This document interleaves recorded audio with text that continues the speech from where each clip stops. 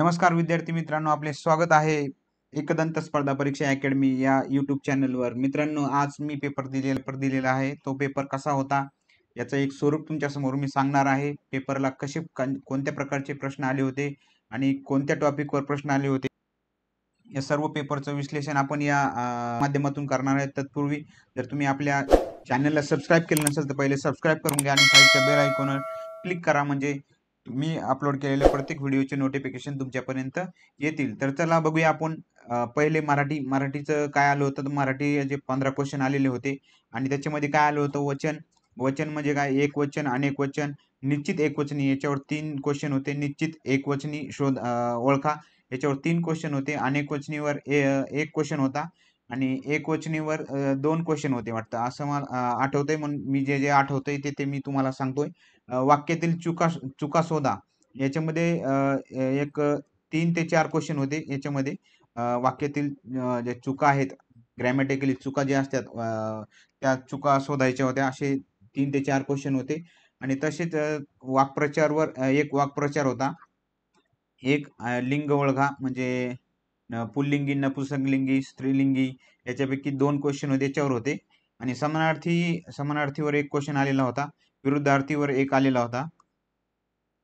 समानार्थी विरुद्धार्थीवर एक वाक्यरचनावर याच्यावर 3 ते 4 क्वेश्चन होते। वाक्यरचना 3 ते 4 क्वेश्चन, म्हणजे मराठी पॅराजंबल असं 1, 2, 3 असे सिक्वेन्स लावा, असे खालीवर एक वाक्य दिलेले होते।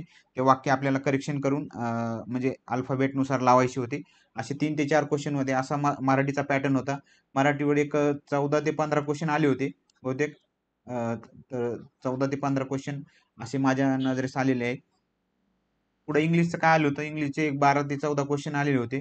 त्याच्यामध्ये फिल इन द ब्लँक्स होते। फिल इन द ब्लँक्सचे 3-4 क्वेश्चन होते आणि करेक्ट स्पेलिंग त्याच्यामध्ये 2 ते 3 क्वेश्चन होते। करेक्ट स्पेलिंग एक शब्द दिलेला होता, 3-4 शब्द दिलेले होते, त्याच्यापैकी आपल्याला करेक्ट शब्द कोणता बरोबर आहे ते ओळखायचं होतं। पॅराजंबलवर 3 ते 4 क्वेश्चन होते। पॅराजंबल अल्फाबेटनुसार लावायचं, पहिला, दुसरा, तिसरा, असा ABCD असं पॅराजंबल, त्याच्यावर 3 ते 4 क्वेश्चन होते। असा इंग्लिशचा पॅटर्न होता। आणि पुढे बघूया रिजनिंग 80 ते 90 क्वेश्चन रिजनिंगचे होते। 80 ते 90 क्वेश्चन हे रिजनिंगचे होते। मित्रांनो, पेपरला टाइम पुरत नाही, फास्ट सोडावं लागतंय। 36 सेकंदात, आपल्याला 36 सेकंदाचा वेळ लागत नाही। आपल्याला मराठीचे 5 ते 10 सेकंदात क्वेश्चन सॉल्व्ह होतात। फटाफट जर सॉल्व्ह केले तर फक्त आपल्याला टाइम लागतो तो रिजनिंग थोडं, आता त्याच्यामध्ये कशाला टाइम लागतो ते आपण पुढे बघूया। तर ॲड्रेसचे 10 ते 12 क्वेश्चन होते। ॲड्रेसला खूप जास्त टाइम लागत नाही म्हणा, पण फटाफट ज्याची नजर फास्ट आहे, त्याची समजा त्याला लवकर कळून येते चूक काय आहे। तर त्याच्यामध्ये अल्फा नंबरिकचे 10 ते 12 क्वेश्चन होते। अल्फा नंबरिकवर 10 ते 12 क्वेश्चन होते। ब्लड रिलेशनवर 4 ते 5 क्वेश्चन होते। त्याच्यामध्ये तुम्हाला जर भाचा आणि पुतण्या याच्यामध्ये जर तुम्हाला जर कळालं असेल तर नेफ्यू असं आलेलं होतं, म्हणजे तुम्ही समजून घ्या की तिथं भाचा किंवा पुतणा विचारलेला आहे, असं नेफ्यू आलेलं होतं तिथं। चौथा एक सिटिंग अरेंजमेंटचे 12 ते 13 क्वेश्चन होते। ते कसे होते तर फ्लोअरवर 4 ते 5 क्वेश्चन होते। त्याच्यामध्ये पुन्हा सर्कलचा क्वेश्चन होते। एक मध्ये सर्व मधल्या बाजूने पाहत आहेत सर्व कॅन्डिडेट, असं एक हे होता। सर्कलचा एक होतं आणि फ्लोअरचा एक होता आणि मजले टाईप असा एक क्वेश्चन होता। असे म्हणजे याच्यावर 3-4 क्वेश्चन, याच्यावर 3 ते 4 क्वेश्चन, असं 12 ते 13 क्वेश्चन सिटिंग अरेंजमेंटवर होते। तसेच चायनीज कोडिंग, जर ARU देअर असं आणि त्याला नंबर दिलेला 123, 213, 114 आणि याच्यामध्ये तुम्ही ओळखा, असे त्याचे किती क्वेश्चन होते, त्याचे 4 ते 5 क्वेश्चन त्याचे होते। आकृत्या, हे सर्वात महत्त्वाचा टॉपिक आहे। आकृत्याला खूप जास्त टाइम लागतो मित्रांनो। मी चूक केली की आकृत्यामध्ये वेळ घातला, त्यामुळे तुम्ही आकृत्याला टाइम देऊ नका जास्त। आकृत्या हे लास्टला ठेवल्या तरी चालेल, कारण की आकृत्या खूप अवघड आहेत आणि खूप समजायला किचकट जातात। त्याच्यामुळे आकृत्यामध्ये तुम्ही टाइम घालू नका। मी जी चूक केली ती तुम्ही करू नका, त्या आकृत्याला टाइम देऊ नका जास्त। आकृत्या हे नंतर सॉल्व्ह केलं तरी चालतील किंवा आल्यासमोर तर लगेच क्लिक करून जा पुढे. याच्यात तुमचे 2 क्वेश्चन पुढचे सॉल्व्ह होतील.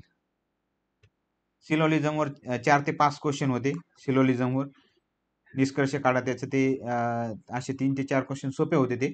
दिशा ज्ञानवर बी सोपे 4 ते 5 क्वेश्चन असे एक प्रश्न दिलेला होता आणि त्याच्यावर 4 ते 5 क्वेश्चन होते दिशा ज्ञानवर. ते तुम्हाला जमतीलच कारण की ते सोपे होते. नंबर सिरीजचे 4 ते 5 क्वेश्चन होते. नंबर सिरीजचे ते पण सोपे होते. हे असा याचं म्हणजे रिझनिंगचं असं एवढ्या टॉपिकवर प्रश्न होते. आणि दुसरं हे नव्हतं समजा की DI वर क्वेश्चन नव्हते. DI वर डेटा इंटरप्रिटेशन त्याच्यावर क्वेश्चन नव्हते. तसेच याच्यावर घड्याळवर पण क्वेश्चन नव्हते. घड्याळवर क्वेश्चन होते. DI वर प्रश्न नव्हते. म्हणजे हे टॉपिक करू नका तुम्ही, हे काही महत्वाचे नाहीत. मॅथ्स मध्ये बघूया. मॅथ्स मध्ये काय होतं तर मॅथ्स मध्ये वयवारीवर 2 क्वेश्चन होते. वयवारीवर सरळ व्याज, चक्रवाढ व्याज याच्यावर 2 ते 3 क्वेश्चन होते मित्रांनो. सरळ व्याजवर 2 होते आणि चक्रवाढ व्याजवर 1 प्रश्न होता. गुणोत्तर प्रमाणवर 1 प्रश्न होता.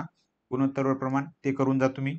वर्ग समीकरणे याचा वर्ग समीकरण एक क्वेश्चन आलेला मला आढळला. एक क्वेश्चन होता. सरळ रूप द्या 4 ते 5 क्वेश्चन होते. म्हणजे सिम्प्लिफिकेशनवर 4 ते 5 क्वेश्चन होते. ते करून जा. आणि शेकडेवारीवर 2 ते 3 क्वेश्चन होते.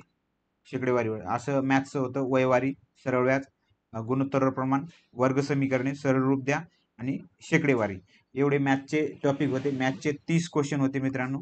30 क्वेश्चन. कोणत्याला महत्व द्यायचं ते तुम्ही पहा आता.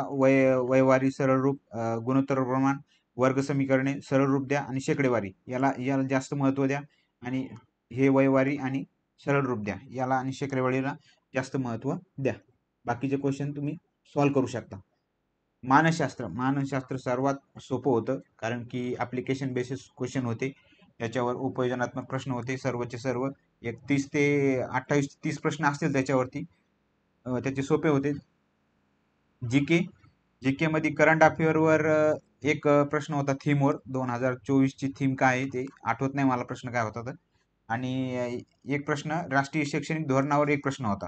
2020 जे राष्ट्रीय शैक्षणिक धोरण आहे त्याच्यावरती एक प्रश्न होता. ते तुम्ही व्यवस्थित करून जा. त्याच्यावरती अजून प्रश्न येतीलच. हे टॉपिक होते मित्रांनो. याच्यावरती प्रश्न आलेले होते. मी एक परीक्षा दिली होती त्यामुळे तुम्हाला सर्व व्यवस्थित सांगू शकलो. तुम्ही कोणत्याला महत्व द्यायचे मी टॉपिक सर्व दिलेले आहेत. हेच टॉपिक करून जा. मराठीमध्ये समास वगैरे करायची गरज नाही.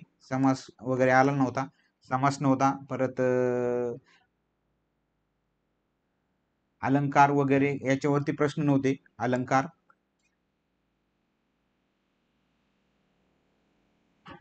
विभक्त्यावरती प्रश्न नव्हते.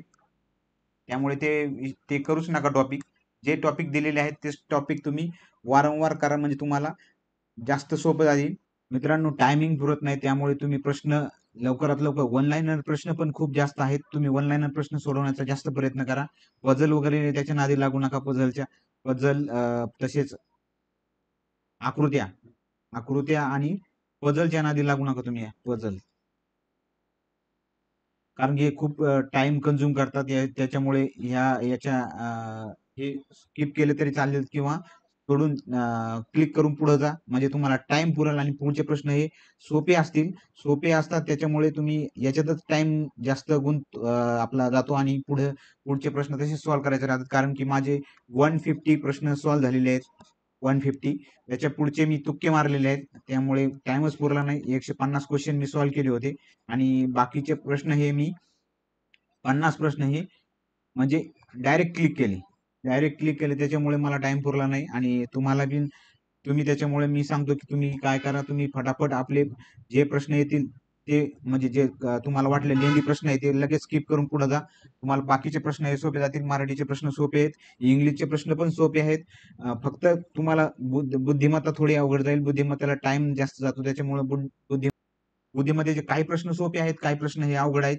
तुम्हाला सांगितलंय कोणते प्रश्न आता जसे की ऍड्रेस झाल्या, आकृत्या झाल्या, या जास्त म्हणजे वेळखाऊ प्रश्न आहेत ते. आणि तुम्ही याचे 10 ते 12 क्वेश्चन आहेत. एवढे नाही आपल्याला हे करायचे स्किप करायचे. जे येतील ते फटाफट ते सोडून पुढे चालायचं आहे. तर हे काही प्रश्न होते मित्रांनो, हे तुम्हाला सांगण्याचा मी थोडक्यात प्रयत्न केलेला आहे. तुम्हाला हा व्हिडिओ कसा वाटला कमेंट बॉक्समध्ये नक्की सांगा आणि आवडल्यास लाईक, शेअर आणि सबस्क्राईब करायला विसरू नका. आपण असेच व्हिडिओ परीक्षा होईपर्यंत घेऊन येणार आहोत. तर तुम्ही आपल्या चॅनलला पहिले सबस्क्राईब करून घ्या. धन्यवाद.